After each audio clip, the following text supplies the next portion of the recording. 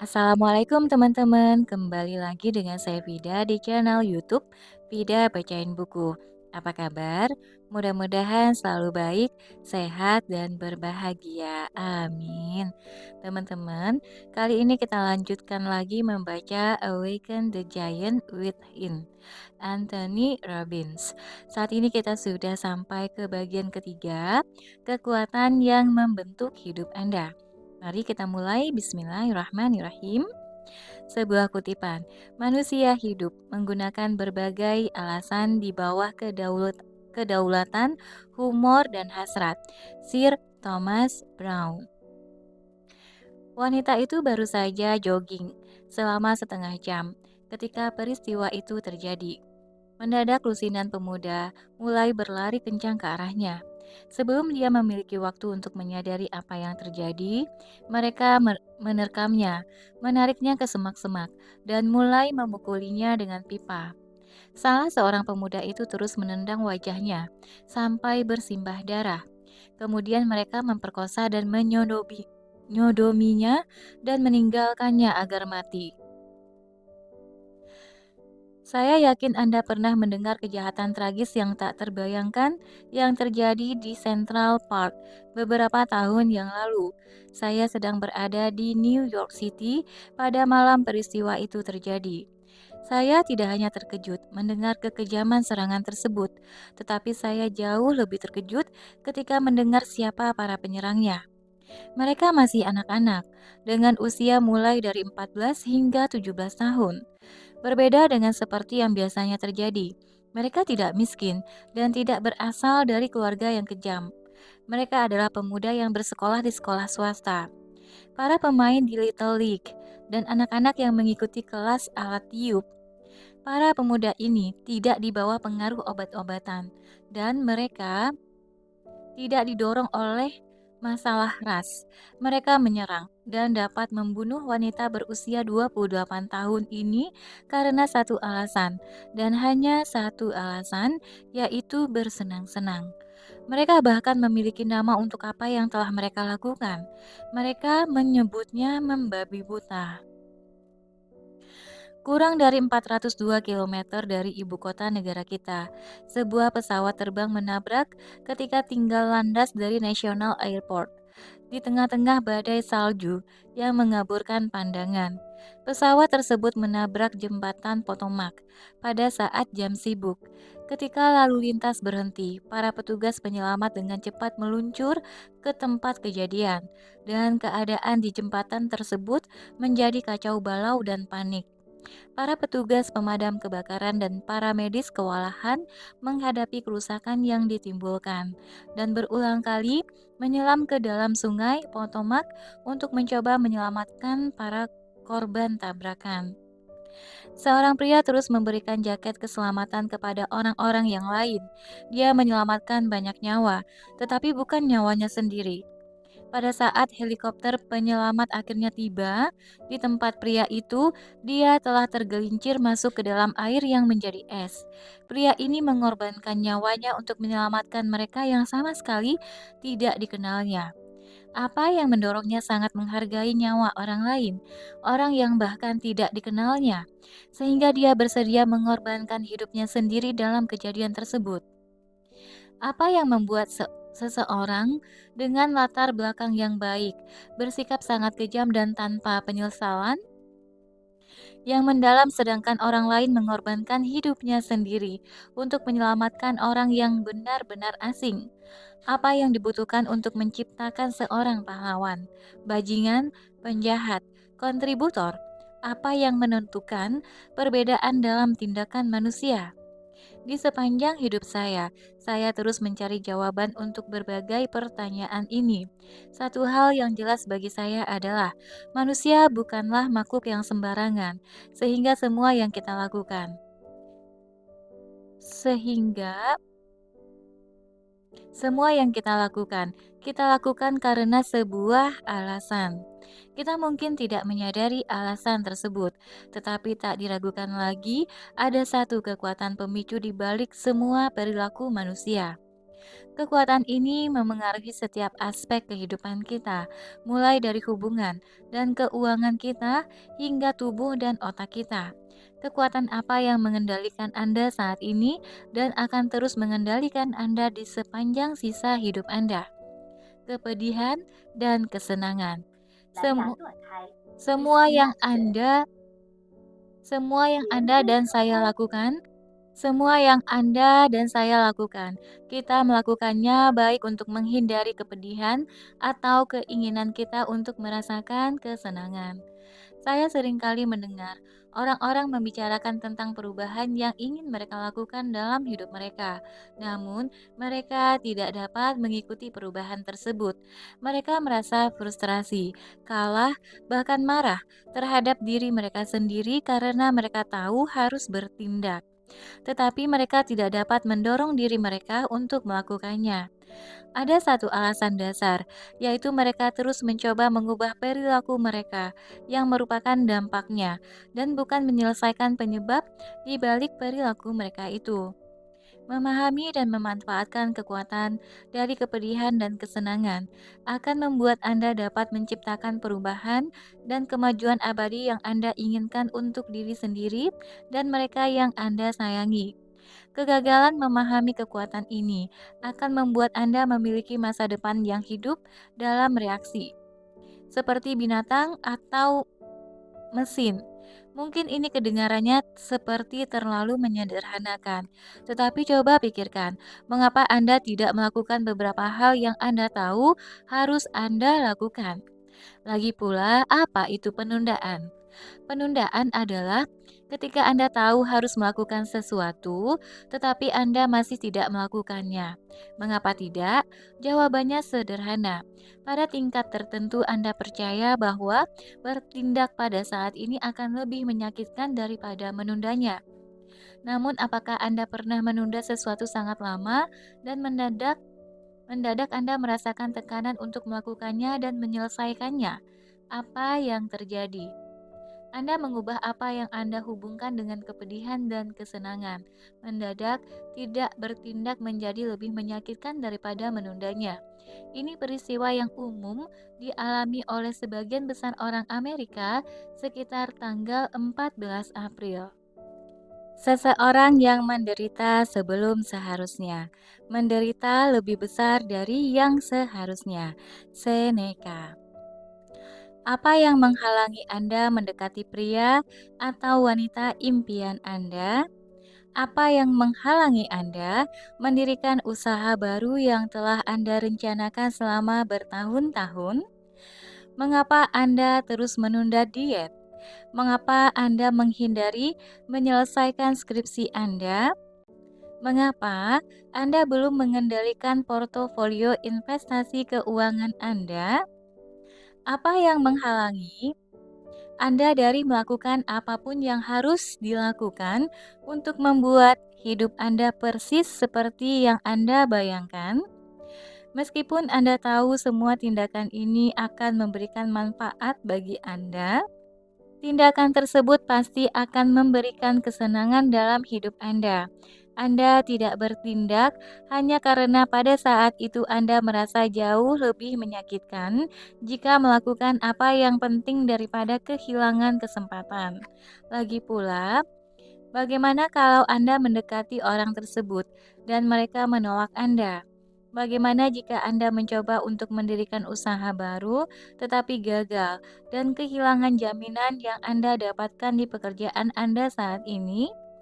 Bagaimana jika Anda mulai diet dan merasakan sakitnya kelaparan, padahal pada akhirnya kembali ke berat semula? Bagaimana jika Anda menanamkan modal dan kehilangan uang Anda? Jadi, mengapa harus mencoba?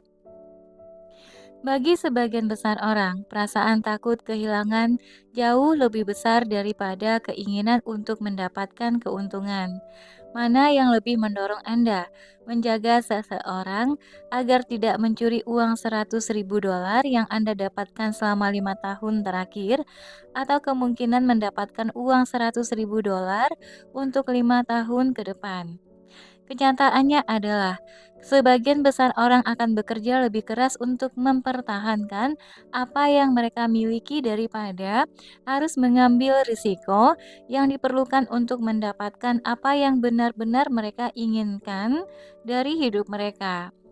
Rahasia dari keberhasilan adalah belajar menggunakan kepedihan dan kesenangan, bukannya membiarkan kepedihan dan kesenangan memanfaatkan diri Anda.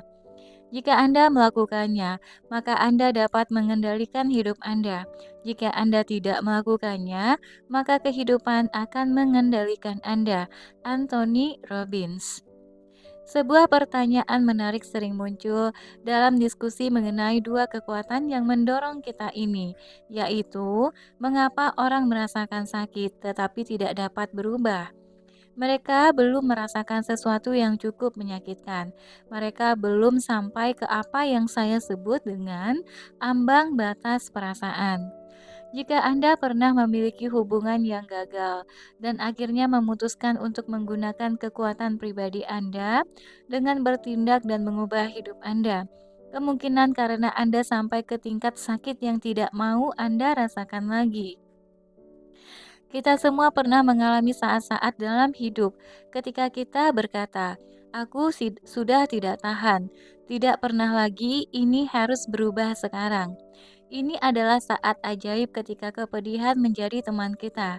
Kepedihan mendorong kita untuk mengambil tindakan baru dan mendapatkan hasil baru. Kita bahkan menjadi semakin terdorong untuk bertindak jika pada saat yang sama kita mulai mengharapkan perubahan juga akan memberikan kesenangan besar dalam hidup kita. Proses ini jelas tidak terbatas untuk hubungan saja. Mungkin Anda merasakan ambang batas untuk kondisi tubuh Anda, sehingga akhirnya Anda tidak tahan lagi karena Anda tidak bisa duduk di kursi pesawat. Baju Anda tidak cukup, dan menaiki beberapa anak tangga membuat Anda kehabisan napas. Akhirnya Anda berkata, "Aku sudah tidak tahan lagi," dan mengambil keputusan. Apa yang mendorong keputusan tersebut? Keinginan untuk menghilangkan kepedihan dari hidup Anda dan membangkitkan perasaan senang sekali lagi, yaitu perasaan senang karena merasa bangga. Perasaan senang karena merasa nyaman. Perasaan senang ketika percaya pada diri sendiri. Perasaan senang karena menjalani hidup seperti yang sudah Anda rancang. Tentu saja ada banyak sekali tingkatan kepedihan dan kesenangan. Misalnya, merasa dipermalukan jauh lebih menyakitkan. Merasa terganggu juga menyakitkan. Begitu juga kebosanan. Sebagian dari kepedihan ini jelas kurang begitu menyakitkan, tetapi tetap penting dalam pengambilan keputusan. Perasaan senang juga dipertimbangkan dalam proses ini. Sebagian besar hal yang mendorong kita dalam hidup ini berasal dari harapan bahwa tindakan kita akan mengarah ke masa depan yang lebih menarik, bahwa pekerjaan kita hari ini sepadan dengan usahanya, bahwa tak lama lagi kita akan merasa senang. Namun, ada banyak sekali tingkatan kesenangan. Misalnya, senangnya merasakan kegembiraan yang meluap-luap.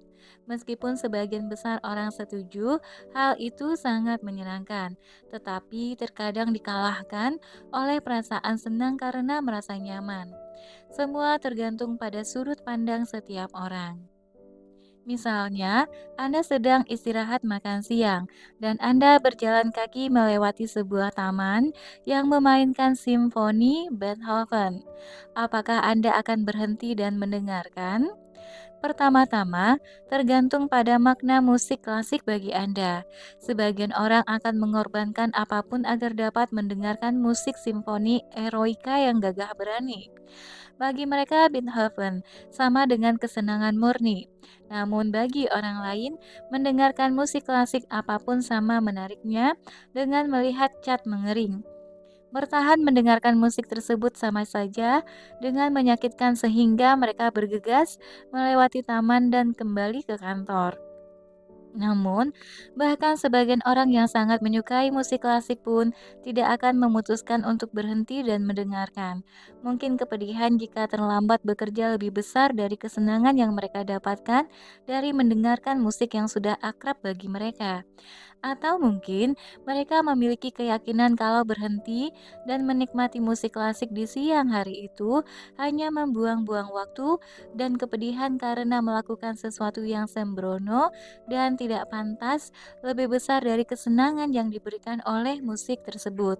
Setiap hari, hidup kita dipenuhi dengan perang batin seperti ini. Kita terus menimbang-nimbang tindakan kita sendiri dan dampaknya pada diri kita. Next, pelajaran terpenting dalam hidup.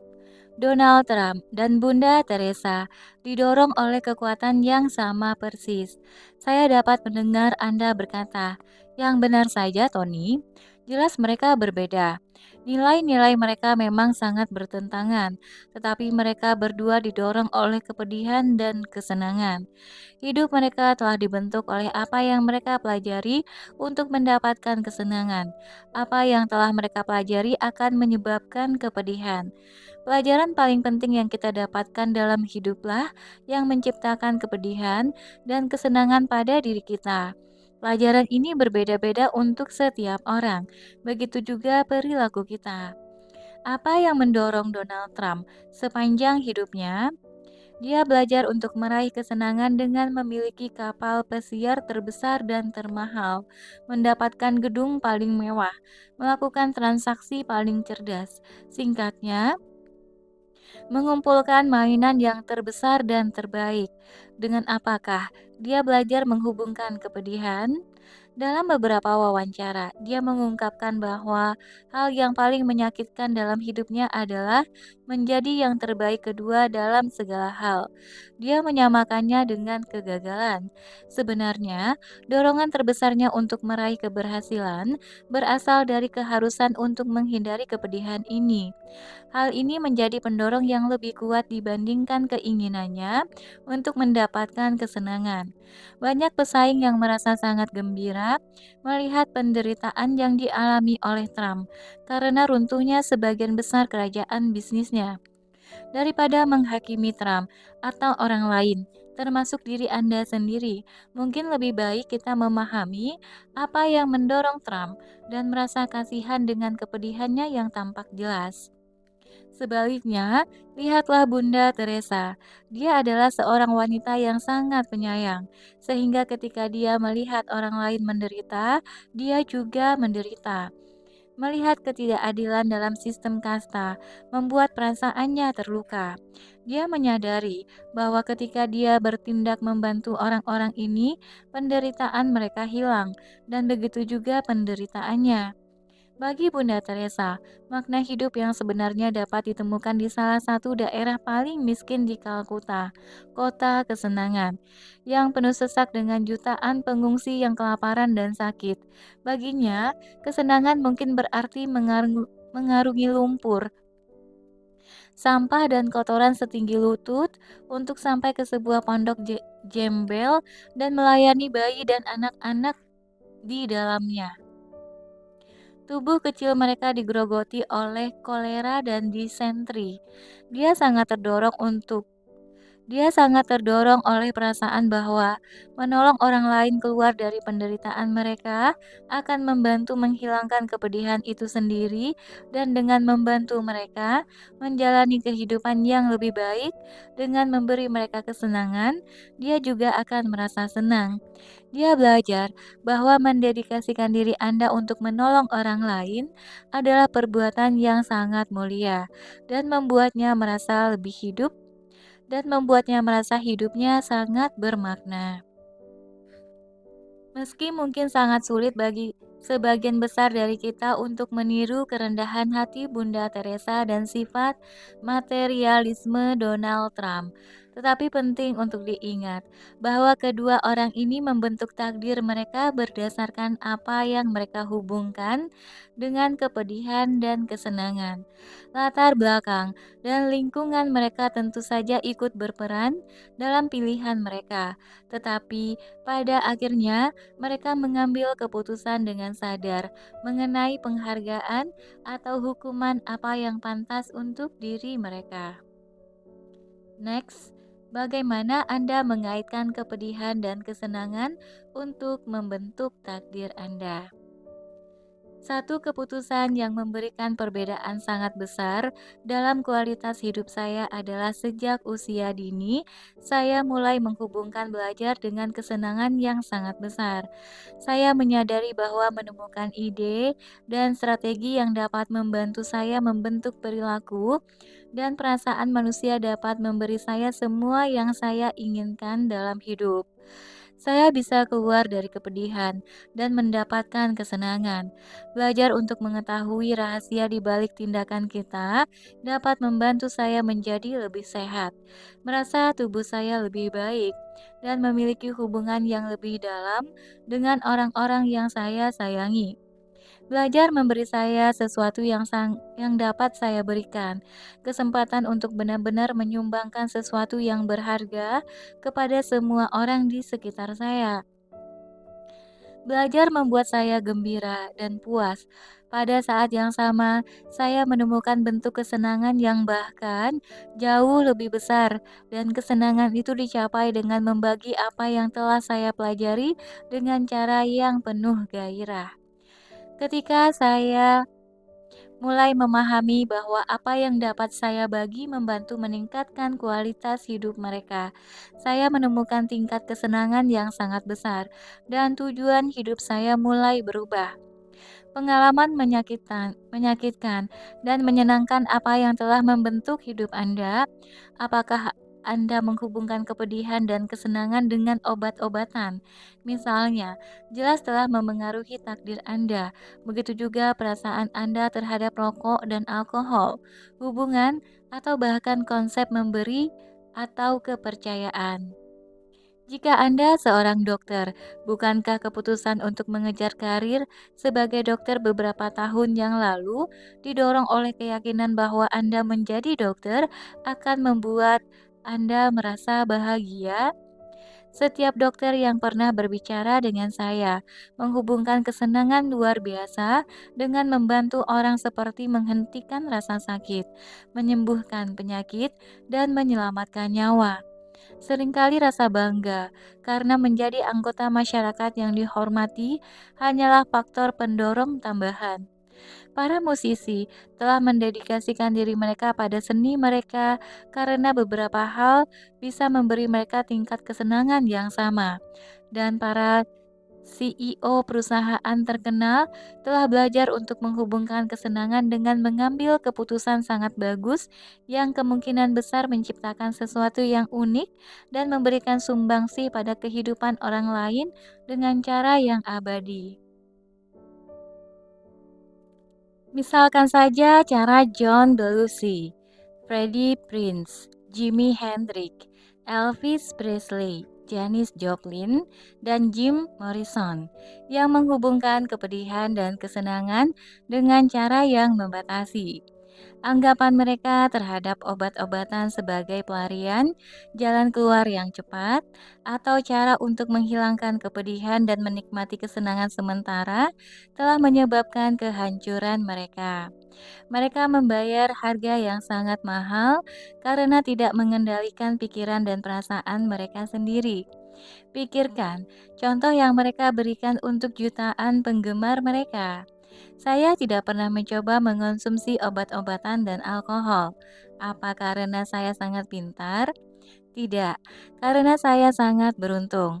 Salah satu alasan saya tidak pernah minum alkohol adalah karena ketika masih kecil, ada dua orang dalam keluarga saya yang bersikap sangat menjijikan ketika mabuk, dan saya menghubungkan kepedihan yang sangat dalam dengan minum alkohol. Salah satu kenangan istimewa yang saya miliki adalah kenangan milik ibu sahabat saya. Dia sangat gemuk, dengan berat hampir 150 kilogram, dan dia terus minum alkohol. Setiap kali dia minum, dia ingin memeluk saya, dan air liurnya meneteskan ke seluruh tubuh saya. Hingga saat ini, bau alkohol di napas siapapun membuat saya mual. Namun lain ceritanya dengan bir. Ketika saya berusia sekitar 11 atau 12 tahun, saya tidak menganggapnya minuman beralkohol. Lagi pula, ayah saya minum bir dan sikapnya tidak berubah menjadi menjengkelkan atau menjijikkan.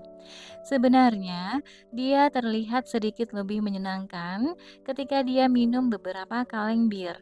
Selain itu, saya menghubungkan kesenangan dengan minum bir karena saya ingin menjadi seperti ayah.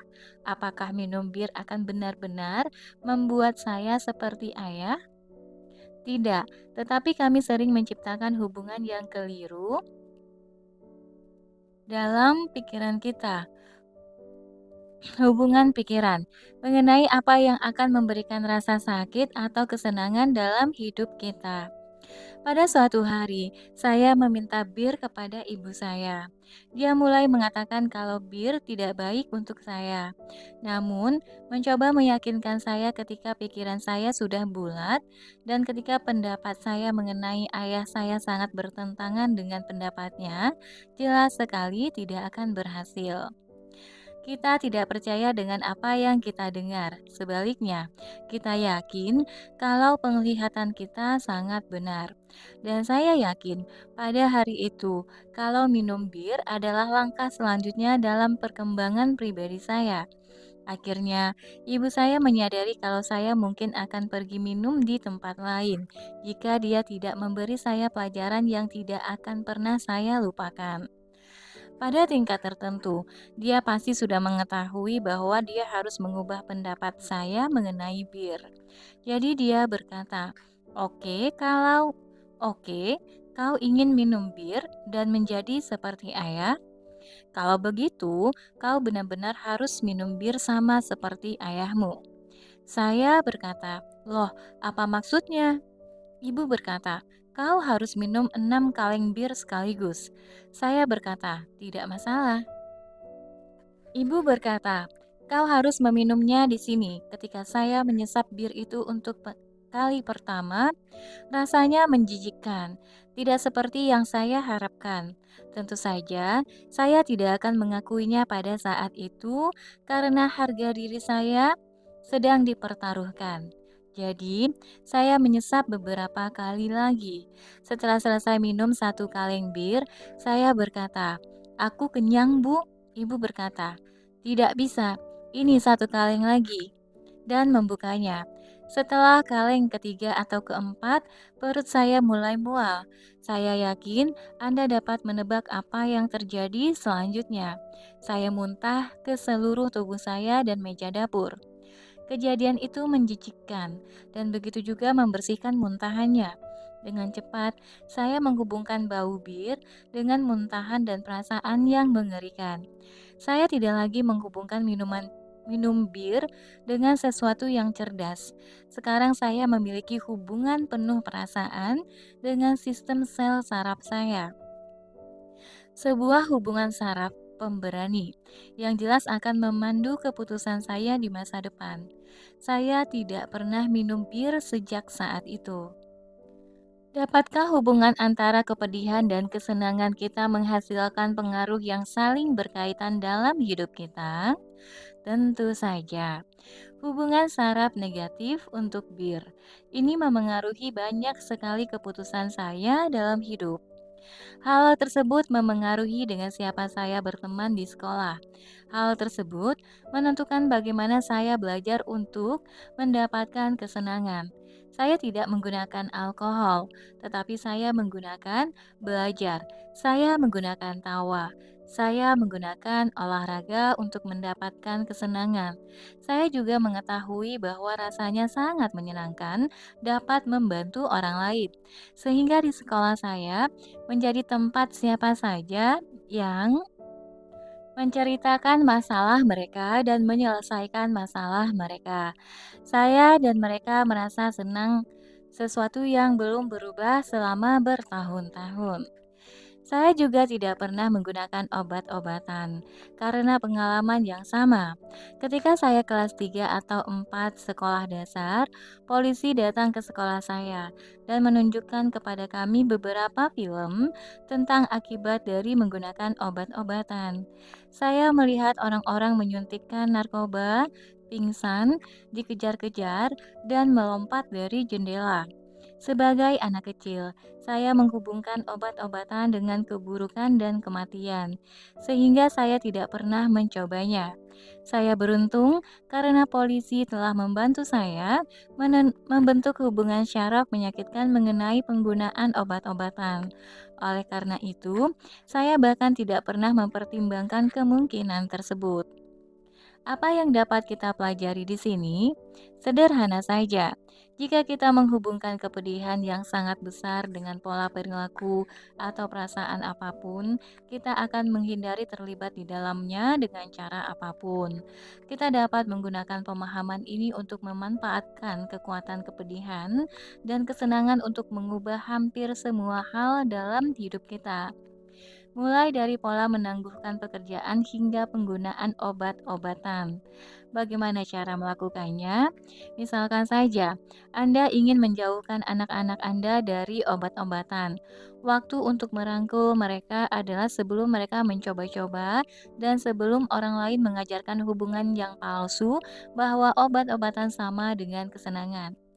Istri saya, Becky, dan saya memutuskan bahwa cara paling baik untuk memastikan anak-anak kami tidak akan pernah menggunakan obat-obatan adalah dengan membuat mereka menghubungkan kepedihan yang sangat besar dengan obat-obatan. Kami mengetahui bahwa kecuali kita mengajarkan kepada mereka apa itu obat-obatan, orang lain mungkin meyakinkan mereka bahwa obat-obatan adalah cara yang berguna untuk melarikan diri dari kepedihan. Untuk melakukan tugas ini, saya menelpon seorang teman lama bernama Kapten John Rondon dari Bala Keselamatan.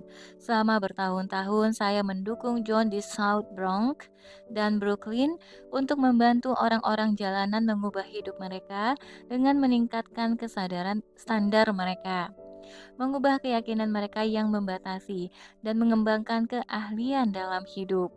Becky dan saya sangat bangga karena orang-orang yang menggunakan apa yang telah kami ajarkan dapat keluar dari jalanan dan meningkatkan kualitas hidup mereka.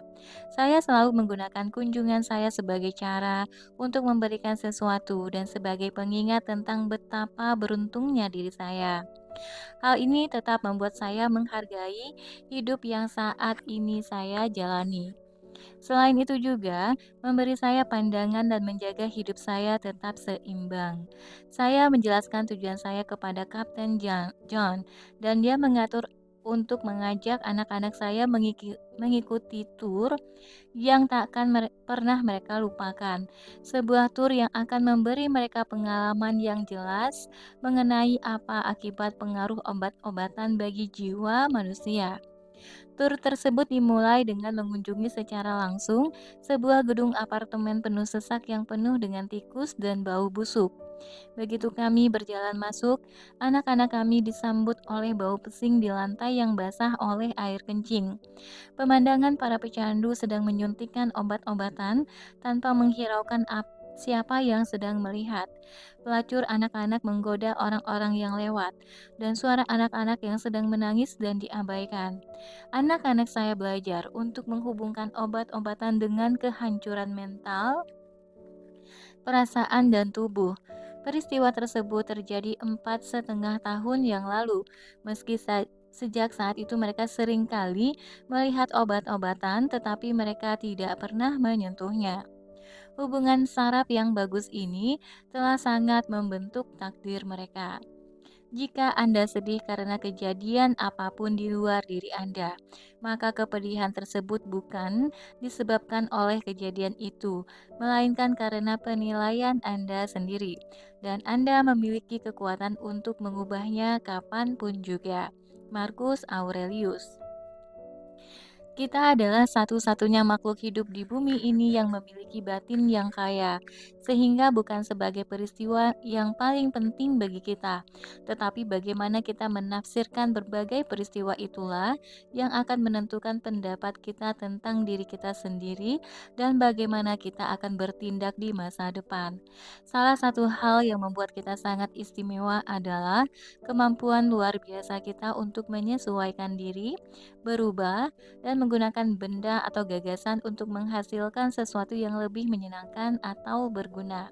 Dan yang paling penting ada dari bakat kita untuk menyesuaikan diri adalah kemampuan untuk menggunakan pengalaman buruk dalam hidup kita, menghubungkannya dengan pengalaman lain, dan menciptakan makna yang berubah-ubah yang berbeda dengan orang lain di dunia. Misalnya, hanya manusia yang dapat mengubah asosiasi mereka, sehingga tubuh yang sakit akan menghasilkan kesenangan atau sebaliknya. Ingat, dengan seorang pemogok makan yang dijebloskan dalam penjara, berpuasa karena sebuah gerakan.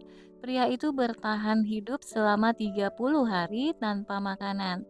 Sakit badan yang dialaminya sangat besar, tetapi itu semua seimbang dengan rasa senang dan pengakuan karena berhasil menarik perhatian dunia terhadap gerakannya. Di tingkat yang lebih pribadi dan dalam kehidupan sehari-hari, orang-orang yang mengikuti program olahraga yang sangat ketat untuk membentuk tubuh mereka telah belajar untuk menghubungkan kesenangan yang sangat besar dengan kepedihan ketika memeras tenaga. Mereka telah mengubah disiplin yang tidak menyenangkan menjadi kepuasan karena dirinya berkembang. Karena itulah perilaku mereka tetap begitu juga berhasil yang mereka dapatkan. Melalui kekuatan dari keinginan kita dapat mempertimbangkan sesuatu seperti sakit yang dialami oleh tubuh karena kelaparan dengan sakit batin karena melepaskan cita-cita kita. Kita dapat menciptakan makna yang lebih tinggi. Kita dapat keluar dari kotak Skinner dan mengendalikan segalanya. Namun, jika kita gagal mengatur asosiasi kita terhadap kepedihan dan kesenangan, maka kita hidup tidak lebih baik dari binatang atau mesin. Dengan terus bereaksi terhadap lingkungan kita, membiarkan apapun yang nanti terjadi menentukan arah dan kualitas hidup kita. Kita kembali masuk ke dalam kotak, seolah-olah kita ini komputer umum yang bisa digunakan dengan mudah oleh banyak sekali ahli pemrograman amatiran. Perilaku kita, baik secara sadar maupun tidak sadar, dibatasi oleh kepedihan dan kesenangan dari banyak sekali sumber seperti teman masa kecil, ibu dan ayah, guru, pelatih, pahlawan dalam film dan televisi, dan masih banyak lagi. Anda mungkin tidak mengetahui dengan pasti kapan pemrograman dan pengkondisian itu terjadi. Ini mungkin sesuatu yang oleh seseorang disebut dengan kecelakaan di sekolah, acara olahraga yang memenangkan penghargaan, saat yang memalukan, mendapatkan nilai A di buku rapor Anda, atau mungkin tidak naik kelas. Semuanya berperan serta menjadikan siapa diri Anda pada saat ini. Saya tidak dapat menekankan dengan cukup keras bahwa bagaimana Anda menghubungkan kepedihan dan kesenangan akan membentuk takdir Anda. Ketika Anda meninjau kembali hidup Anda sendiri, dapatkah Anda mengingat pengalaman yang membentuk hubungan saraf Anda sehingga menggerakkan serangkaian sebab akibat yang membantu Anda menjadi seperti saat ini? Makna apa yang Anda sematkan pada pengalaman tersebut? Jika Anda masih lajang, apakah Anda menganggap pernikahan sebagai pengalaman menyenangkan dengan pasangan hidup Anda? Atau Anda takut dengan pernikahan karena menganggapnya sebagai bola dan rantai yang berat? Ketika Anda duduk untuk makan malam hari ini, apakah Anda makan hanya sebagai kesempatan untuk mengisi kembali tubuh Anda, atau Anda memakannya sebagai sumber kesenangan Anda? Pria, begitu juga wanita, lebih sering dituntun oleh kata hati mereka daripada pemahaman mereka. Lord Chesterfield. Meskipun kita senang menyangkalnya, kenyataan apa yang mendorong perilaku kita adalah tanggapan naluriah terhadap kepedihan dan kesenangan, bukannya perhitungan yang cerdas. Dari sisi kecerdasan, kita mungkin percaya bahwa makan coklat tidak baik untuk kita, tetapi kita terus memakannya. Mengapa? Karena kita tidak banyak didorong oleh apa yang kita ketahui dari sisi kecerdasan, tetapi lebih didorong oleh apa yang telah kita pelajari untuk menghubungkan kepedihan dan kesenangan dalam sistem sel saraf kita. Hubungan saraf kita lah, hubungan yang kita bangun dalam sistem sel saraf kita yang menentukan apa yang akan kita lakukan. Meskipun kita ingin mempercayai bahwa kecerdasan kitalah yang benar-benar mendorong kita, dalam sebagian besar kasus perasaan kitalah sensasi yang kita hubungkan dengan pikiran kita yang benar-benar mendorong kita. Kita seringkali menyampingkan sistem. Sejak kita bertahan dengan diet, kita akhirnya mendorong diri hingga di luar batas kemampuan karena kita merasa sangat kesakitan.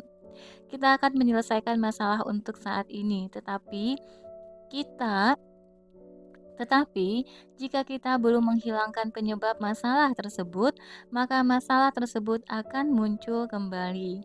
Pada akhirnya, agar perubahan bisa abadi, kita harus menghubungkan kepedihan dengan perilaku lama kita dan kesenangan dengan perilaku baru kita, serta mempertahankannya sampai tidak berubah. Ingatlah bahwa kita semua akan lebih berusaha menghindari kepedihan daripada yang kita lakukan untuk mendapatkan kesenangan.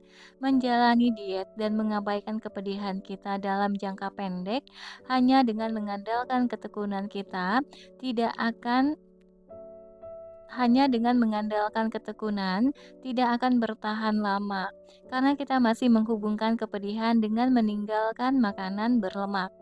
Agar perubahan ini menjadi jangka panjang, kita harus menghubungkan kepedihan dengan memakan makanan tersebut sehingga kita tidak lagi menginginkan makanan tersebut dan menghubungkan kesenangan dengan makan lebih banyak makanan yang menyehatkan kita.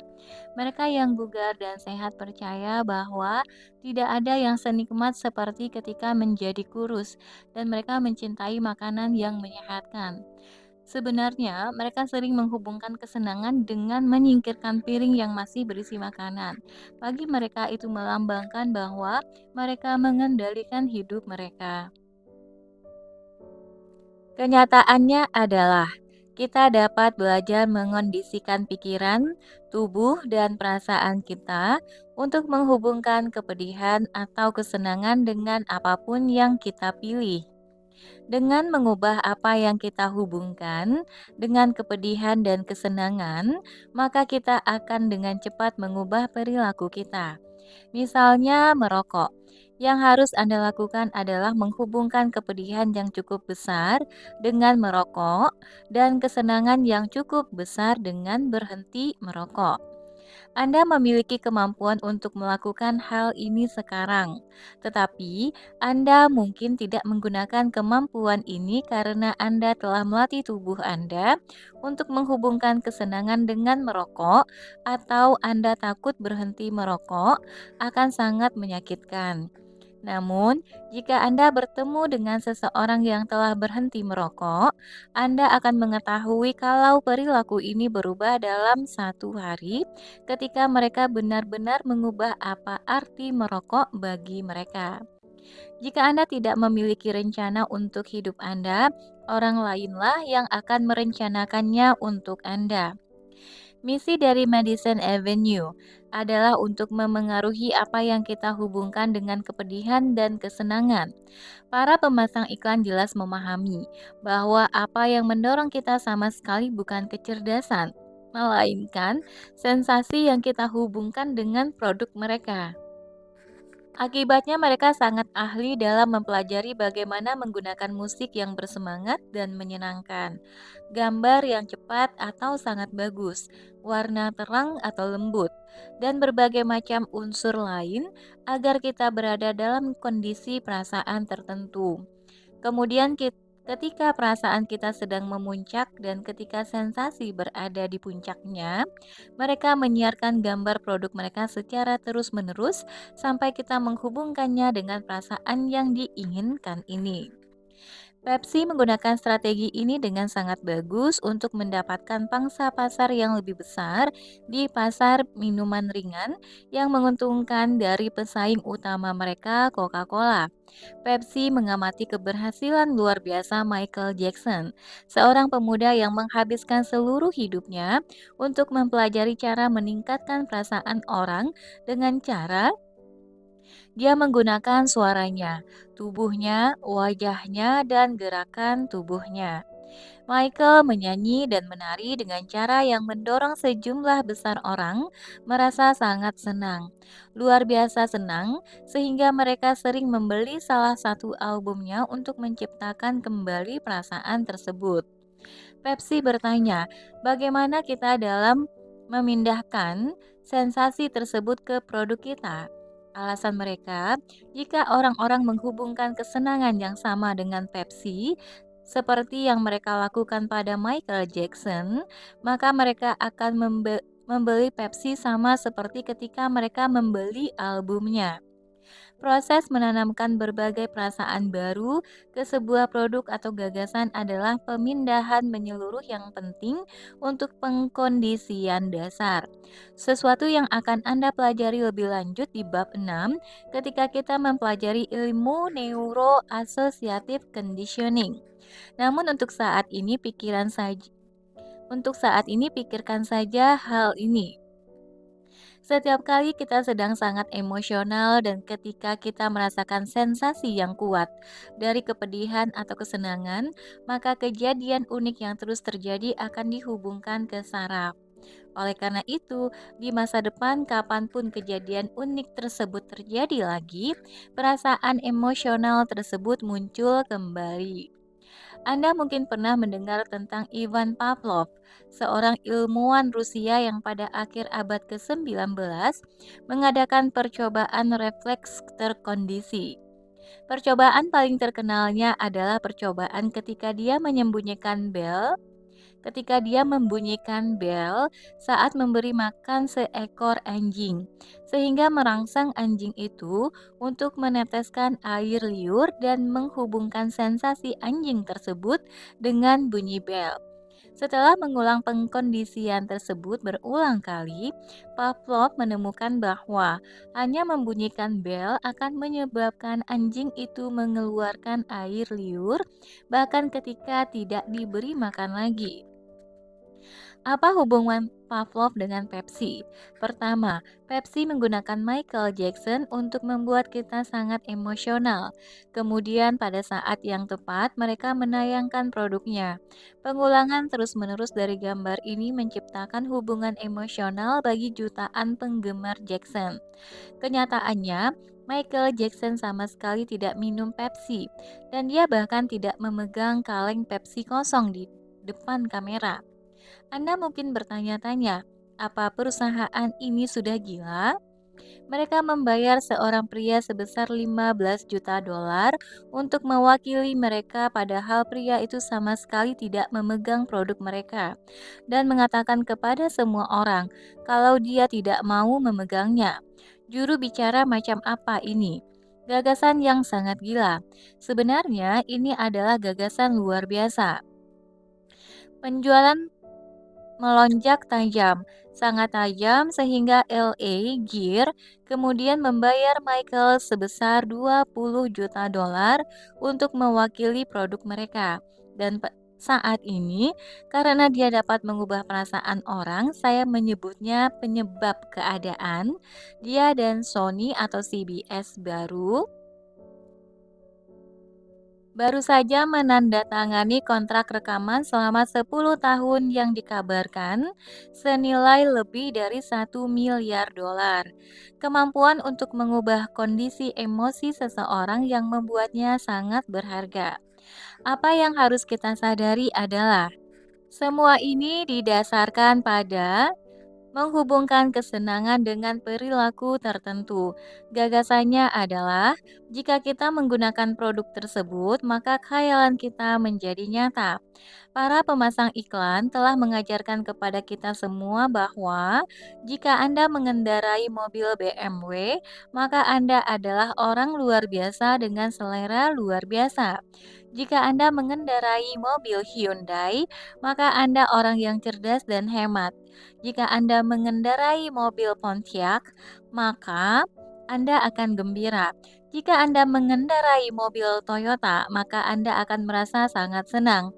Anda diajarkan jika Anda mengenakan parfum merek Obsession, maka tak lama kemudian Anda akan diundang dalam kemeriahan pesta manapun.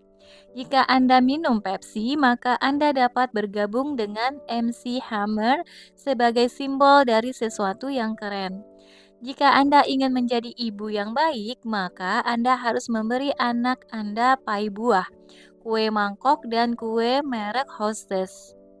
Para pemasang iklan telah mengetahui bahwa jika mereka dapat membangkitkan kesenangan yang cukup besar, maka pembeli sering bersedia melupakan perasaan takut sakit. Dalam dunia periklanan ada pepatah yang mengatakan seks bisa menjual dan tidak perlu ditanyakan lagi, mereka menggunakan seks untuk menciptakan perasaan senang dalam iklan cetak maupun televisi. Perhatikanlah gaya terkini dalam menjual celana jeans. Apa itu celana jeans? Celana tersebut dulu digunakan sebagai celana kerja yang sesuai dengan fungsinya dan jelek. Bagaimana celana itu dijual sekarang? Celana tersebut menjadi ikon internasional untuk apapun yang seksi, modern, dan kelihatan muda. Pernahkah Anda melihat iklan celana jeans Levi's 501? Dapatkah Anda menjelaskannya kepada saya? Iklan tersebut tidak masuk akal, bukan? Iklan tersebut sangat membingungkan. Namun, pada akhirnya Anda memiliki kesan yang berbeda bahwa sedang terjadi hubungan badan di dekat sini. Apakah jenis strategi seperti ini bisa menjual celana jeans? Tentu saja. Levi adalah produsen celana jeans nomor satu di Amerika pada saat ini. Apakah kekuatan pengondisian untuk membentuk asosiasi kita hanya terbatas pada produk seperti minuman ringan, mobil, dan celana jeans? Tentu saja tidak. Misalnya saja kismis kecil yang tidak penting. Tahukah Anda bahwa pada 1986 Dewan Penasihat Kismis California mengharapkan panen besar-besaran, tetapi mereka mulai panik. Tahun demi tahun, mereka melihat penjualan mereka menurun 1% setiap tahunnya.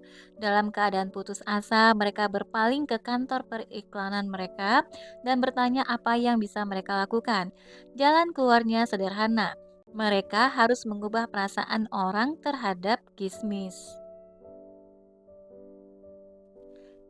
Bagi sebagian besar orang, kismis dianggap lemah, kesepian, dan membosankan. Menurut Robert Finney, mantan direktur Dewan Kismis, tugasnya jelas yaitu membangkitkan emosional dalam sadar yang sehat terhadap buah yang dilayukan tersebut, membangkitkan sensasi yang diinginkan orang, dilayukan dan dikeringkan bukan sensasi yang oleh sebagian besar orang dihubungkan dengan perasaan senang dalam hidup mereka.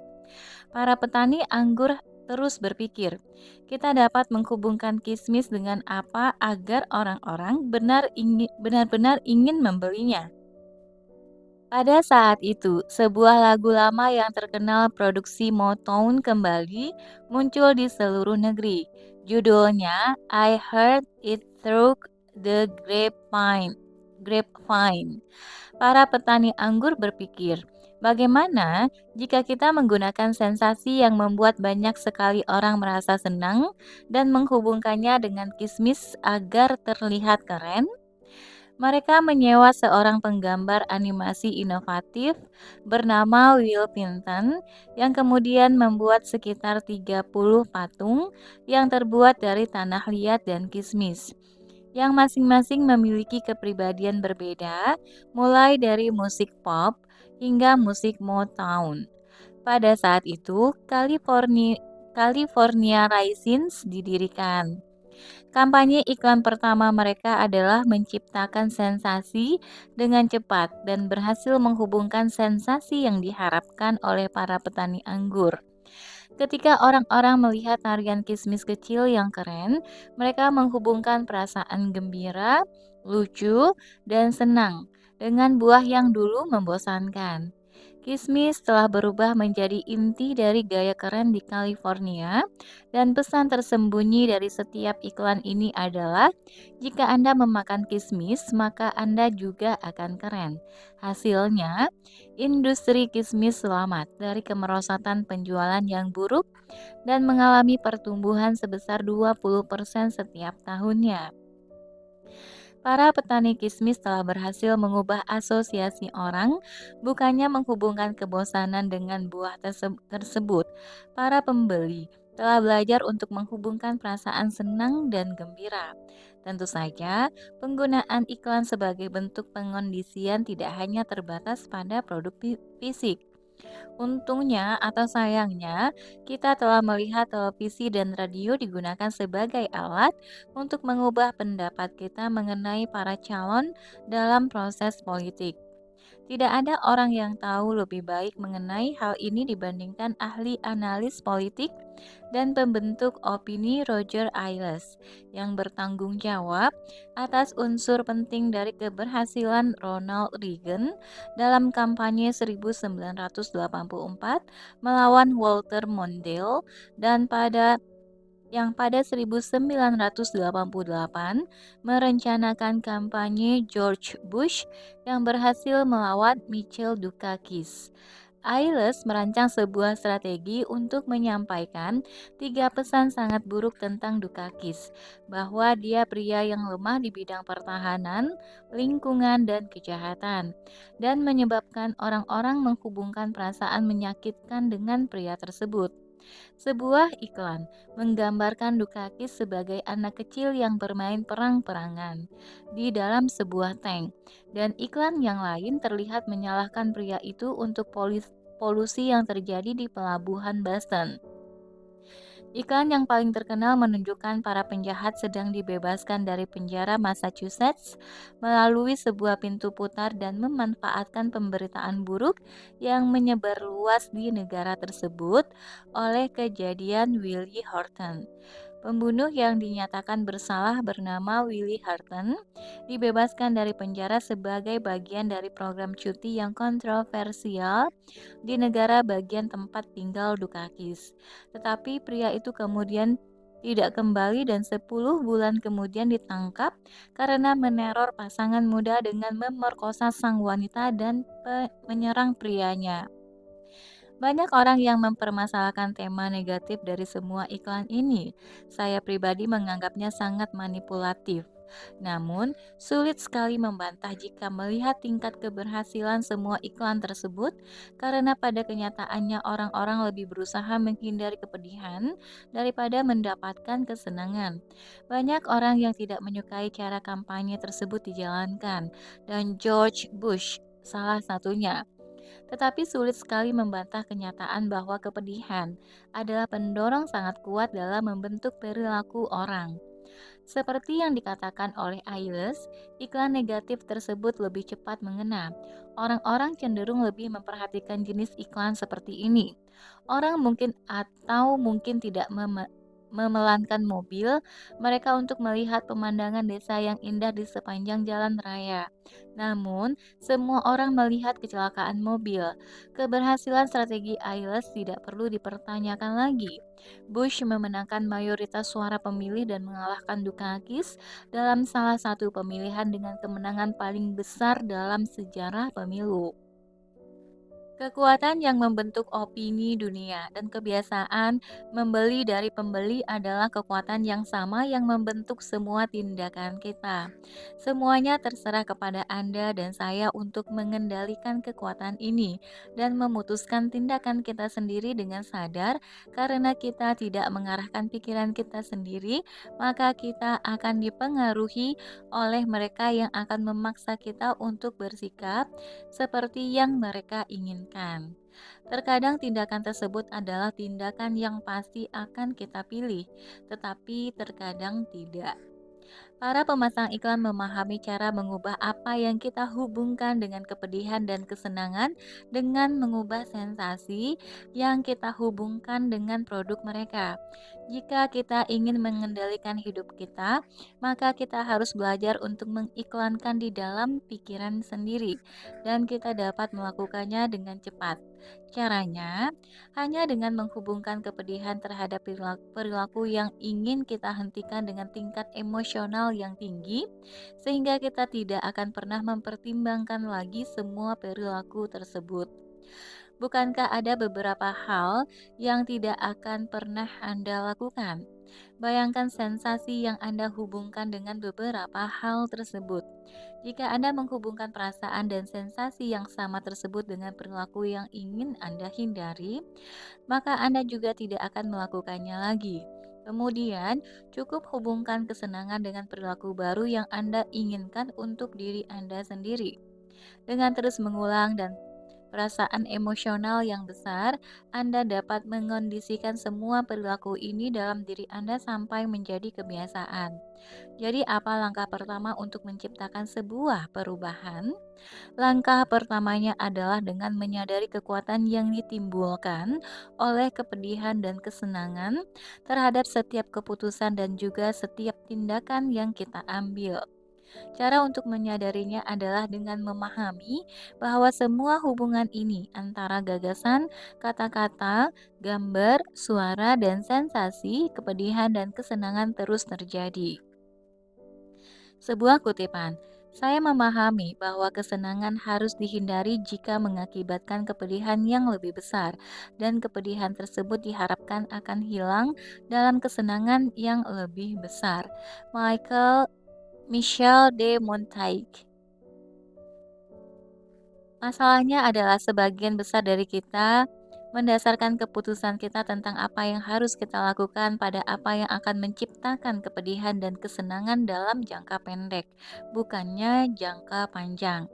Namun agar berhasil, sebagian besar hal yang kita hargai mengharuskan kita untuk menembus tembok kepedihan jangka pendek agar mendapatkan kesenangan jangka panjang. Anda harus menyampingkan perasaan takut dan godaan serta memusatkan perhatian pada apa yang paling penting untuk jangka panjang, yaitu nilai dan standar pribadi Anda. Ingatlah juga bahwa bukan kepedihan yang sesungguhnya mendorong kita, tetapi rasa takut kita bahwa sesuatu akan menyebabkan kepedihan. Dan bukan kesenangan yang sesungguhnya mendorong kita, tetapi keyakinan kita, kepercayaan kita, bahwa entah bagaimana mengambil tindakan tertentu akan membuat Anda senang. Kita tidak didorong oleh kenyataan, tetapi oleh pendapat kita mengenai kenyataan. Sebagian orang memusatkan perhatian pada bagaimana caranya menghindari kepedihan dan mendapatkan kesenangan dalam jangka pendek, sehingga menyebabkan kepedihan jangka panjang bagi diri mereka sendiri. Mari kita lihat sebuah contoh. Misalkan saja, seseorang ingin menurunkan berat badan beberapa kilogram. Saya tahu ini tidak pernah terjadi pada diri Anda, tetapi kita pura-pura saja. Di satu sisi, orang ini memiliki banyak sekali alasan bagus untuk menurunkan berat badan, seperti Mereka akan merasa lebih sehat dan lebih bersemangat. Mereka bisa mengenakan baju mereka dengan lebih baik, dan mereka akan merasa lebih percaya diri ketika berada di sekitar lawan jenis. Namun, di sisi lain juga ada banyak alasan untuk menghindari menurunkan berat badan, seperti mereka harus berdiet, mereka akan terus merasa lapar, mereka harus menyangkal keinginan mereka untuk memakan makanan berlemak, dan lagi pula mengapa tidak menunggu saja sampai liburan usai? Dengan alasan yang seimbang seperti ini, banyak orang yang berat badannya meningkat karena menunda diet. Kemungkinan mere- Kemungkinan merasa senang karena keinginan untuk memiliki tubuh lebih kurus dikalahkan oleh kepedihan jangka pendek jika harus diet. Dalam jangka pendek, kita menghindari kepedihan karena merasa sangat lapar dan kita malah memberi diri kita sendiri kesenangan dengan memakan beberapa keripik kentang. Tetapi itu tidak bertahan lama. Dalam jangka panjang, perasaan kita terhadap diri kita sendiri menjadi semakin buruk. Belum lagi kenyataan bahwa hal itu menyebabkan kesehatan kita memburuk. Ingatlah bahwa sesuatu berharga yang Anda inginkan mengharuskan Anda untuk mengabaikan kepedihan jangka pendek untuk mendapatkan kesenangan jangka panjang. Jika Anda menginginkan tubuh yang bagus, maka Anda harus membentuk tubuh tersebut yang mengharuskan Anda untuk mengabaikan kepedihan jangka pendek.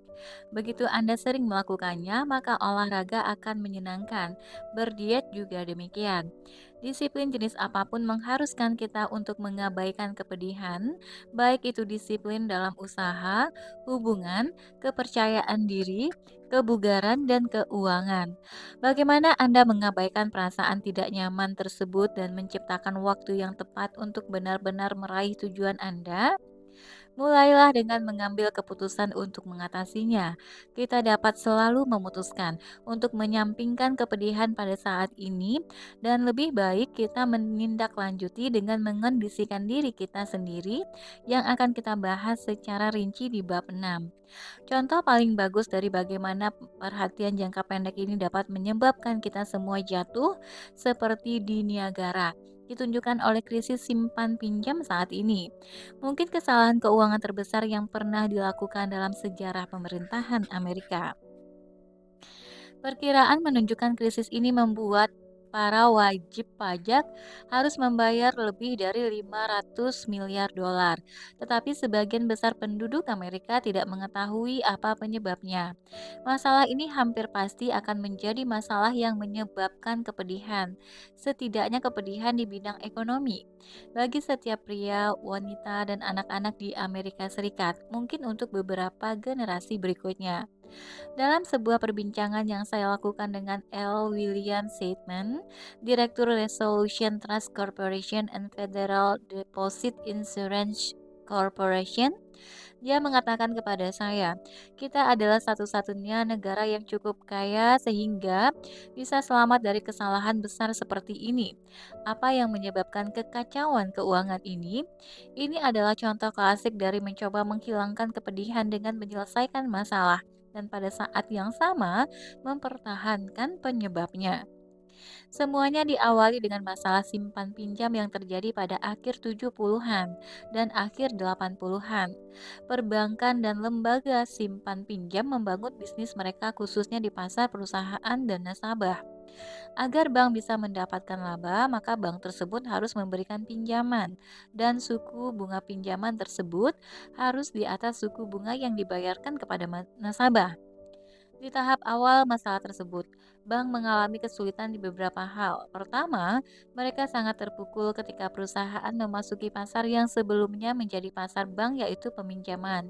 Beberapa perusahaan besar menganggap dengan saling meminjamkan uang kepada satu sama lain, mereka menghemat bunga yang sangat besar, sehingga mengembangkan apa yang sekarang dikenal dengan pasar surat berharga. Cara ini sangat berhasil, sehingga menghancurkan pusat laba dari banyak bank. Sementara itu juga terjadi perkembangan baru pada nasabah Amerika. Dulu para nasabah tidak mengharapkan bertemu dengan petugas peminjaman di sebuah bank yang akan dengan lembut meminta pinjaman untuk membeli sebuah mobil atau alat besar. Menurut saya, Kita dapat menganggap ini sebagai pengalaman yang menyakitkan bagi sebagian besar orang, karena keuangan mereka diperiksa dengan saksama. Mereka biasanya tidak merasa seperti nasabah yang dihargai di banyak bank.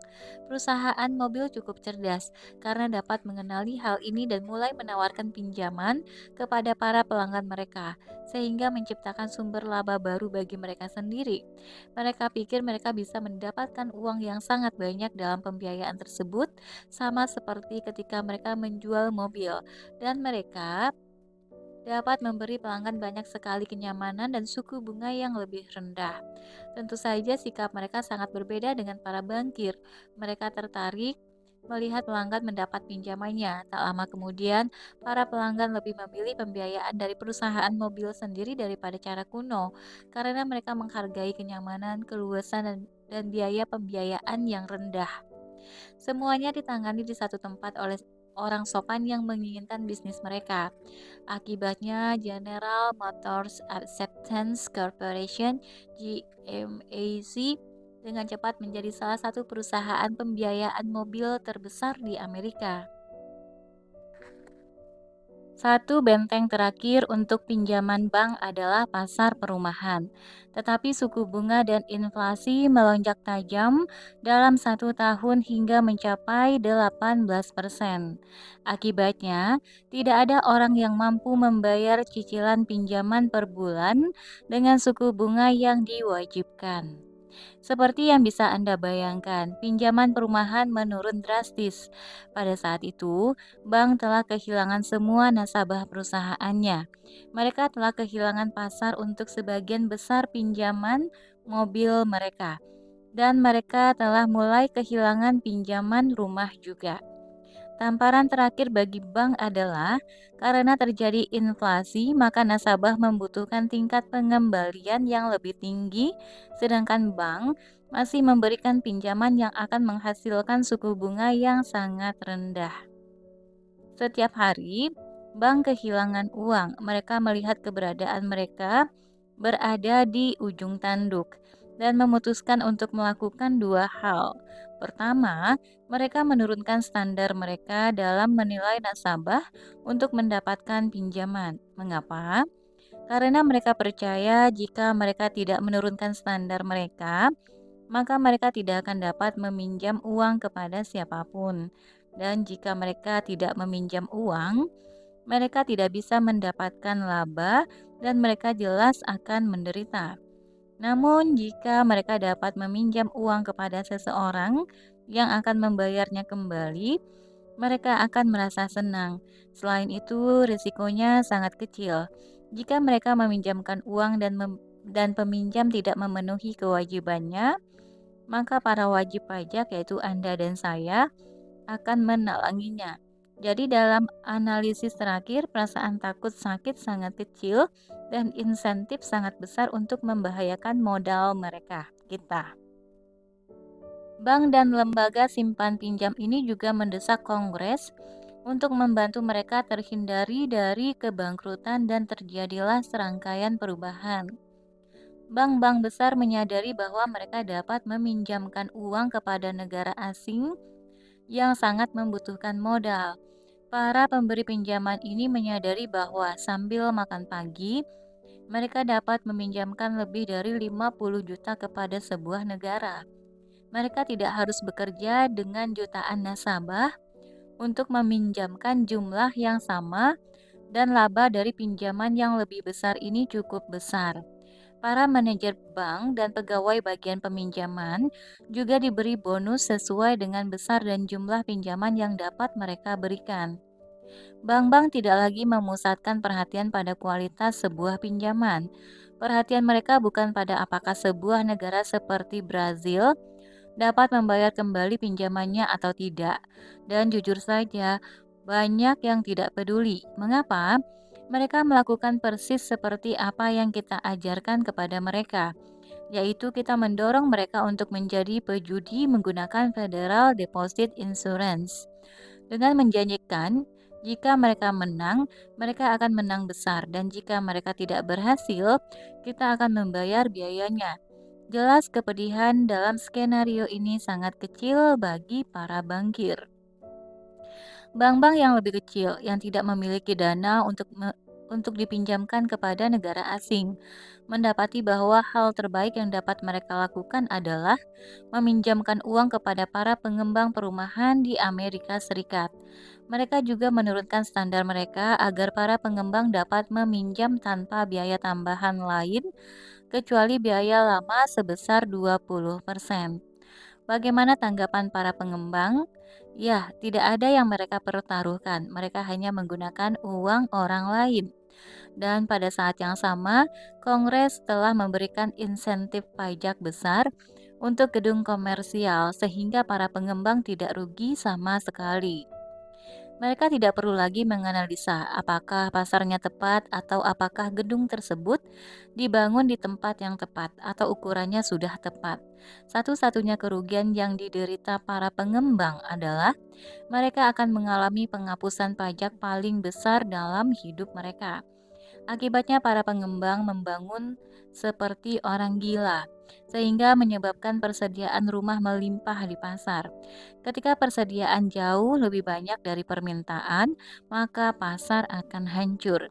Para pengembang kembali ke bank dan berkata, "Kami tidak bisa membayar." Dan bank berpaling ke para wajib pajak dan berkata, "Kami tidak bisa membayar." Sayangnya tidak ada orang tempat kita berpaling.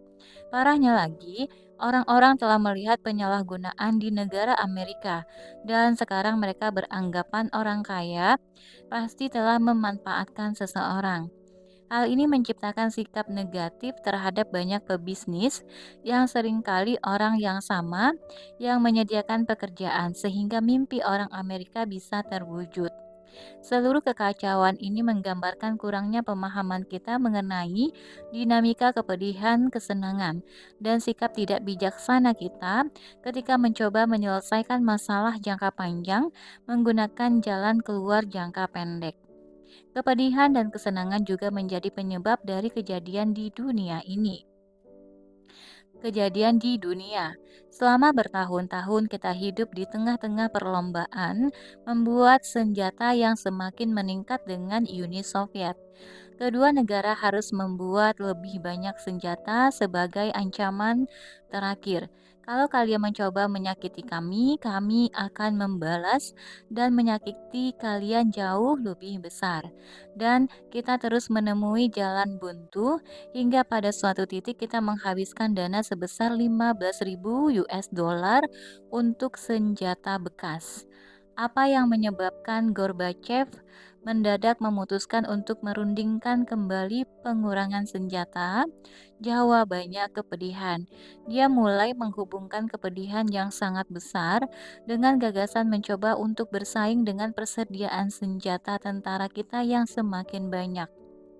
Dari sisi keuangan, hal ini tidak mudah untuk dilakukan karena dia bahkan tidak dapat memberi makan rakyatnya.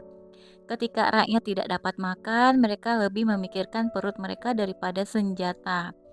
Mereka lebih tertarik untuk mengisi lemari makanan mereka daripada persenjataan negara. Mereka mulai percaya kalau uang negara digunakan dengan sembrono dan mereka mendesak dilakukannya perubahan.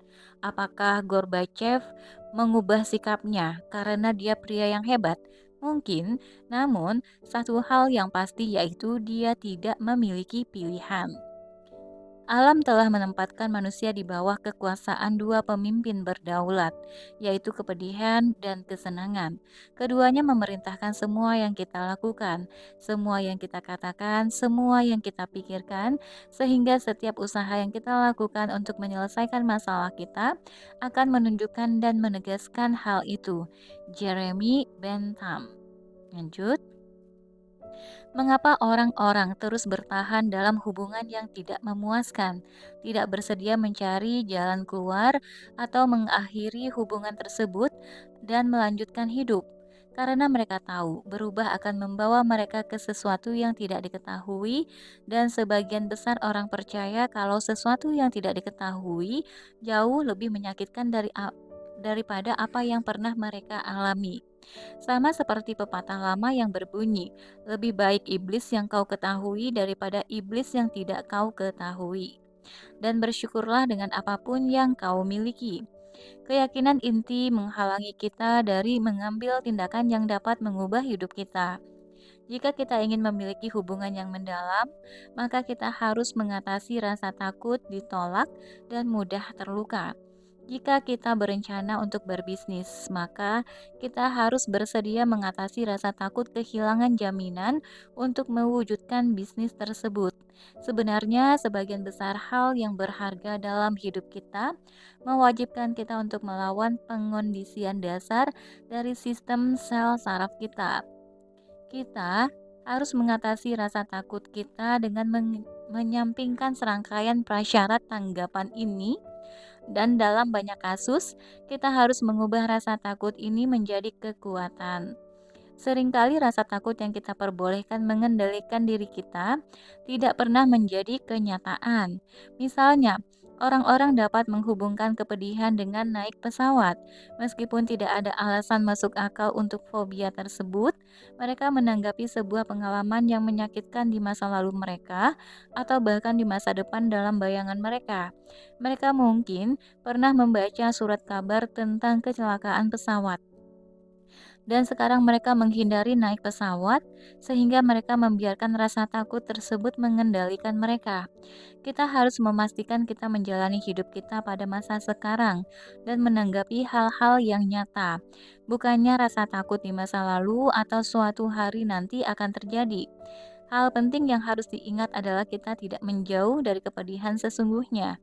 Kita menjauh dari apa yang kita percaya akan menyebabkan kepedihan.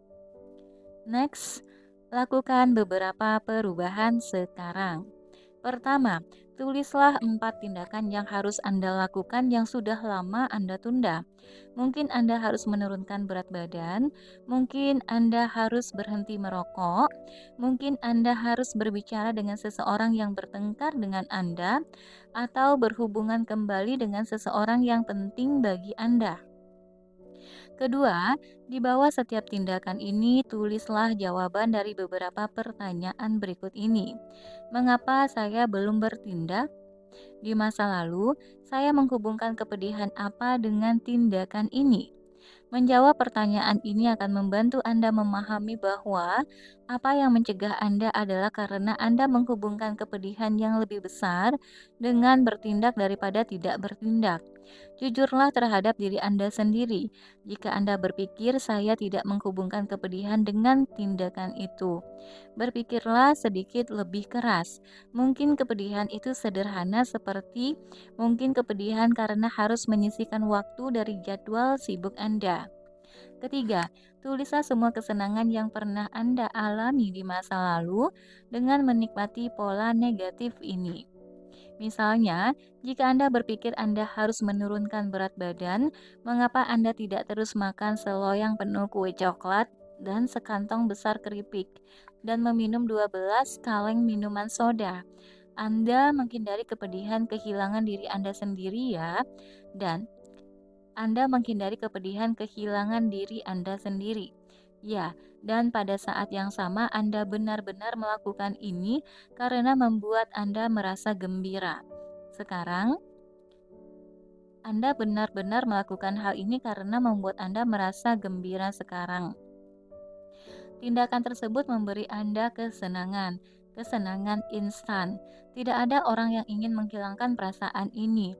Agar perubahan bertahan untuk selamanya, kita harus menemukan cara baru untuk mendapatkan kesenangan yang sama tanpa akibat negatif apapun.